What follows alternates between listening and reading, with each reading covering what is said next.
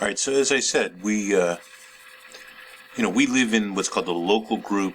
There are much larger clusters, which really isn't considered a cluster because it doesn't have any large elliptical galaxies. In the order of a million light years across, or even more. I mean, there's some large elliptical galaxies that are like 2 million light years in diameter. Anyhow, there are many clusters of galaxies that we'll see some examples. We actually belong to a group called the Virgo cluster. That it just happens to be in the direction of Virgo. Are a lot of this is another group called the Hercules cluster. This is a constellation in the night sky, of course, Hercules. But you look deep into that particular cluster. Look deep into that a certain region of the constellation Hercules, and you'll see a whole bunch of galaxies. From our vantage point, appear to be close together. And of course, it turns out that when you watch the motions of these galaxies, they are gravitationally linked. This is our little small excuse for a cluster, really, which is called the local group. Again, a wonderful, very inventive name for the Milky Way, Andromeda, M33, and some, maybe 3 dozen or so other dwarf galaxies, irregular and small ellipticals. I thought they were going to show. I think it's the next one. Galaxies, of course, need dark matter to explain the motion. And again, this is all kind of tied together with this idea that we encountered about gravitational lensing. So gravitational lensing will give us, we can directly measure the amount of dark matter by the amount of light that bends. All right, so and the next, and of course. Clusters, there are groups of clusters, or what they call superclusters, and this is like the biggest of them all. Okay, so there are these superclusters, and remember how I said that the local group belongs to what's called the Virgo cluster, but the Virgo cluster is part of a bigger cluster of galaxies, roughly half a dozen or so clusters of galaxies, and these are called superclusters. And since we're part of the Virgo cluster, and the Virgo cluster is part of this supercluster, it happens to get the name the Virgo supercluster. There's other superclusters out there, but and then this gets towards a larger picture of the entire universe. So, like, a galaxy, billions and at least 100 billion stars, sometimes more than that. Sometimes a little less than that for the smaller dwarf galaxies and stuff. But you see, in most cases, you're talking about billions of stars forming a single galaxy, and then you have hundreds to thousands of galaxies to form a cluster of galaxies, and then the clusters are seem to be grouped together gravitationally. You got to understand this is about this is about what's going on gravitationally. So this is 100 million light years, diameter, a span of 100 million light years.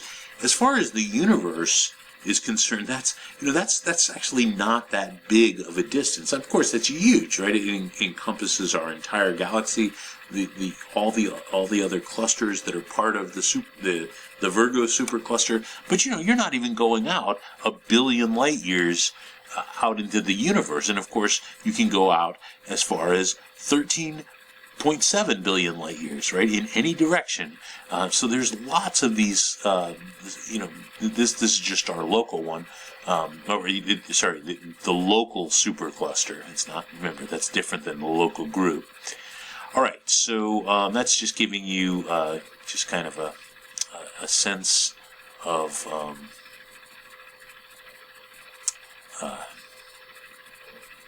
Yeah.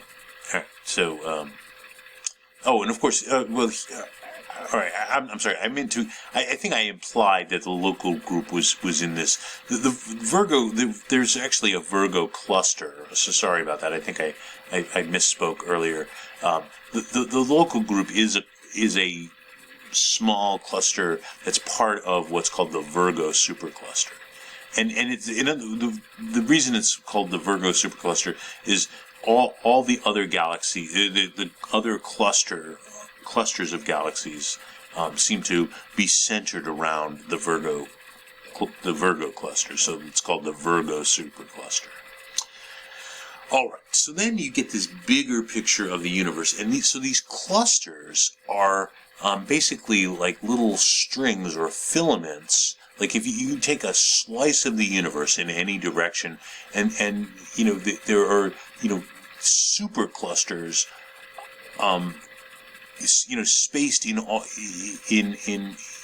different directions. But the thing that's really interesting is it's not uniform. Like you go out as deep as you want into space, and there are regions where there is heavy concentrations of galaxies and of course clusters of galaxies and superclusters. Remember, the superclusters are made of clusters, but in between the superclusters are huge voids of basically nothing. So these things are many millions of light years across in some cases, and there's nothing there, or virtually nothing there. This confused the heck out of us for a very long time. I mean, this was back in the 1980s, actually, that we discovered the first of these voids. Since then, we've found lots of them, so I guess what I'm getting at is we need a theory of the universe. Of course, that's what the next chapter is about. Chapter 18. That'll be the last chapter that we cover. But we need a theory of the universe that will explain why it is that you get clusters. First of all, I mean, why do you have galaxies? Why do the galaxies form in clusters? That has to do with dark matter. But then, why is it that the superclusters tend to congregate into these huge strings or filaments of